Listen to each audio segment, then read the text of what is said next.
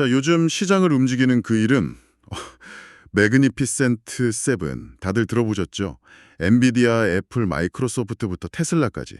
이 7개 기업이 움직이면 뭐 전 세계 증시가 들썩일 정도니까요. 그렇죠.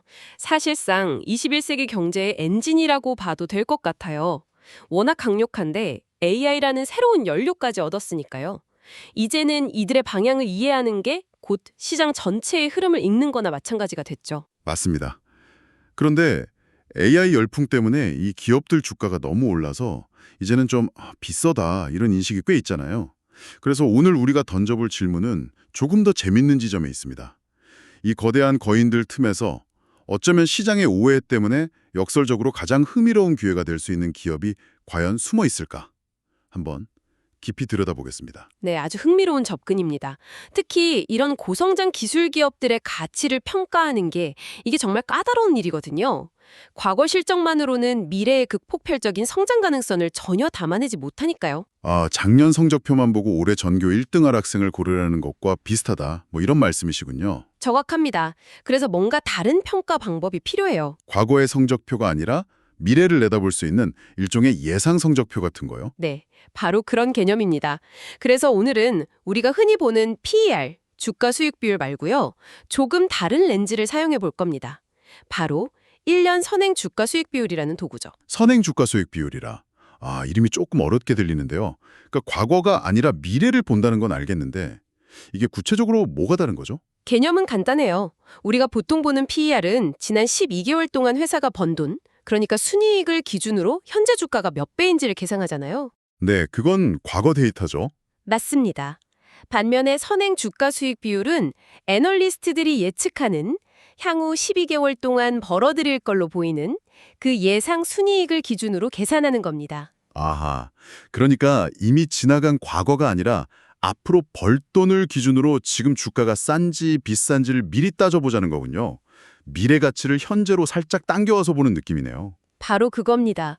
물론 애널리스트들의 예측이 항상 100% 맞을 수는 없으니까 완벽한 수정 구술은 아니죠. 하지만 AI처럼 하루가 다르게 성장하는 산업에서는 과거 실적보다는 이 미래에 대한 합리적인 예측이 기업의 진짜 가치를 더 잘 보여줄 수 있거든요.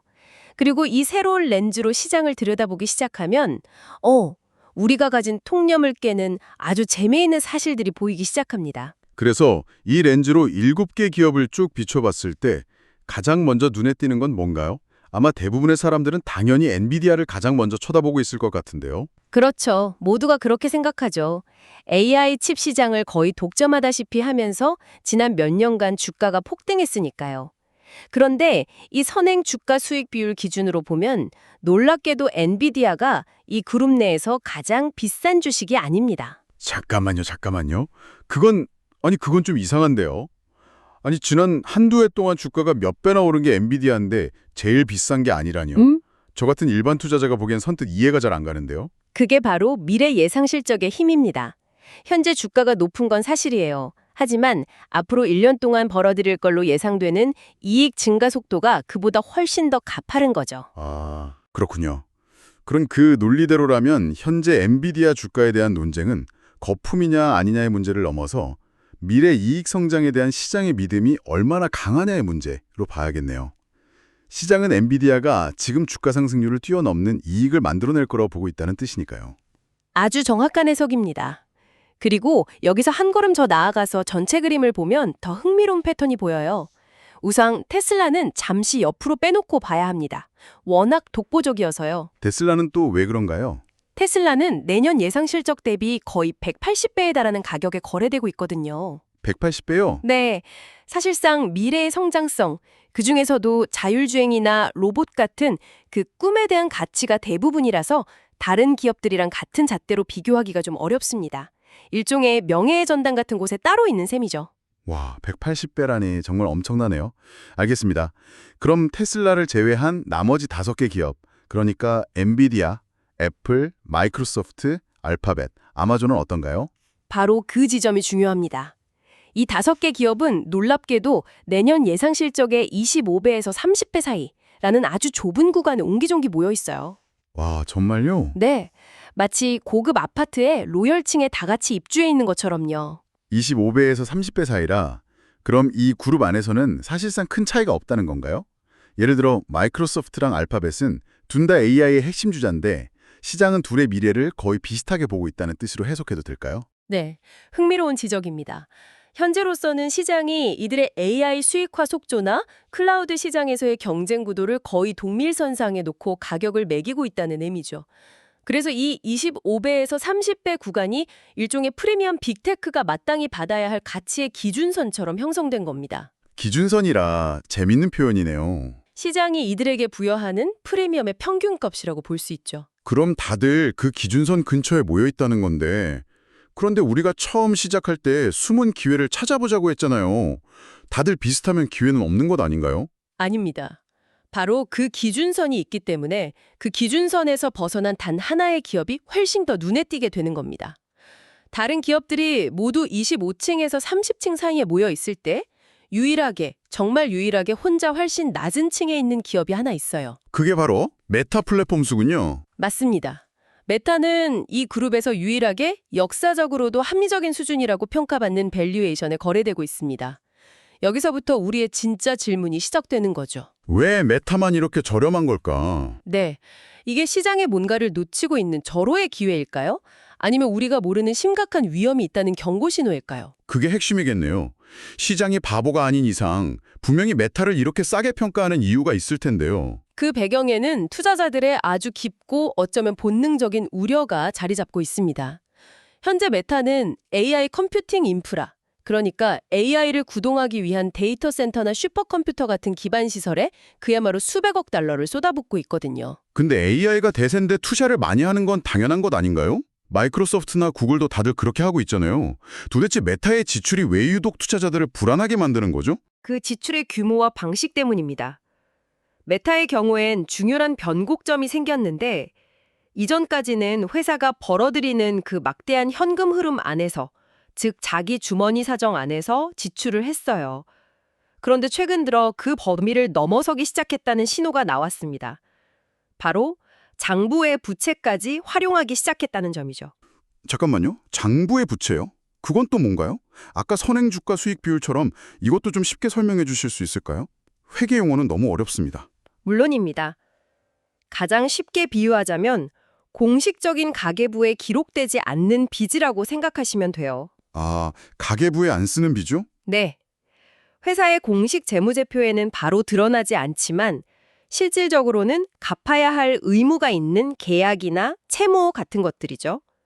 투자자들 입장에서는 회사의 재무 상태가 한눈에 파악되지 않는, 뭔가 숨겨진 위험이 있을 수 있다는 불확실성의 신호로 받아들여질 수 있습니다. 아, 버는 돈으로도 모자라서 이제는 장부에 바로 보이지 않는 빚까지 끌어다 쓰기 시작했다는 거군요. 그건 확실히 투자자들 입장에서는 불안감을 느낄 만한 지점이네요. 바로 그 점이 많은 투자자들을 공포에 떨게 만들었고요. 특히 3분기 실적 발표 이후에 주가가 크게 하락하는 직접적인 원인이 됐습니다. 투자자들의 머릿속에는 과거의 아주 아픈 기억이 생생하게 떠올랐기 때문이죠. 과거의 아픈 기억이라면 구체적으로 어떤 사례를 말씀하시는 건가요? 투자자들이 이렇게까지 민감하게 반응할 만한 큰 실패가 있었나요? 네, 있었습니다. 바로 몇 년 전 세상을 떠들썩하게 했던 메타버스 계획이죠. 아, 메타버스. 네. 당시에도 마크 저커버그는 수백억 달러를 쏟아부었지만 결과적으로는 뚜렷한 성과를 내지 못했잖아요. 투자자들 눈에는 지금의 상황이 그때의 악몽과 겹쳐 보이는 겁니다. 마치 가족 중에 한 명이 예전에 사업 한번 크게 실패했는데 이번엔 또 전 재산을 걸고 새로운 사업에 뛰어들겠다고 선언한 그런 느낌이겠네요. 옆에서 지켜보는 가족들로서는 불안할 수밖에 없죠. 이번에도 실패하면 어떡하나 하고요. 정말 완벽한 비유입니다. 지금 시장은 마크 저커버그가 또 한 번 엄청난 돈을 불확실한 미래에 태워버리고 있다는 그 공포감에 휩싸여 있고 그 공포가 주가를 짓누르고 있는 상황인 거죠. 알겠습니다. 이제 왜 메타의 주가가 다른 빅테크에 비해 저렴한지 그 우려의 정체는 명확히 이해가 되네요. 하지만 보통 이런 이야기에는 항상 동전의 다른 면이 있기 마련이잖아요. 이 막대한 지출과 시장의 공포, 그 이면에는 어떤 이야기가 있습니까? 바로 그 지존이 이 이야기의 핵심입니다. 시장의 우려와 실제 사업 성과 사이에 엄청난 괴리가 발생하고 있다는 점이죠. 놀랍게도 메타의 핵심 사업은 그 어느 때보다 견고합니다. 구체적인 증거가 있나요? 물론입니다. 투자자들이 경악했던 바로 그 3분기 실적 보고서를 다시 들여다보죠. 비용에 대한 우려는 차치하고 매출만 보면 전년 같은 기간에 비해 무려 26%나 증가했습니다. 26%요? 네, 이 정도 규모의 기업이 연 26% 성장한다는 건 정말 엄청난 겁니다. 와. 그렇다면 이 성장의 동력은 어디서 나온 건가요? 바로 시장이 그토록 두려워하는 AI입니다. 아, 인스타그램의 릴스 추천 알고리즘이 정교해지면서 사용자들이 더 오래 머물게 만들고 페이스북의 광고 타겟팅 효율이 AI 덕분에 급적으로 개선되면서 광고주들이 돈을 더 많이 쓰기 시작한 겁니다. 와, 이거 진짜 완전 역설인데요. 그러니까 시장이 우려하는 바로 그 AI 투자가 사실은 이미 26%라는 엄청난 매출 성장으로 이어지고 있었다는 거군요. 한쪽에선 돈을 너무 많이 쓴다고 걱정하는데 다른 한쪽에서는 그 돈이 이미 열매를 맺고 있었다는 거잖아요. 맞습니다. 현재 막대한 AI 투자가 단순한 비용 낭비가 아니라 미래에 더 큰 성장을 가져올 수 있다는 가장 강력한 증거가 바로 지금의 실적이라는 겁니다. 여기서 아까 말씀드린 메타버스 사례를 다른 관점에서 다시 한번 볼 필요가 있습니다. 실패 사례가 아니라 다른 관점이라면 어떤 걸까요? 시장은 메타버스 실패의 반복을 두려워하지만 그 과정에서 우리가 배운 아주 중요한 교훈이 있습니다.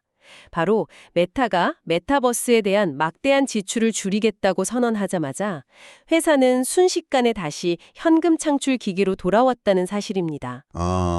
엄청난 수익성을 곧바로 회복했죠. 그건 회사의 본업, 그러니까 페이스북이나 인스타그램 같은 핵심 사업이 그만큼 튼튼하다는 걸 증명한 사건이 되겠네요. 돈 먹는 하마 하나를 치웠더니 바로 흑자 구조로 돌아왔다는 뜻이니까요. 바로 그겁니다.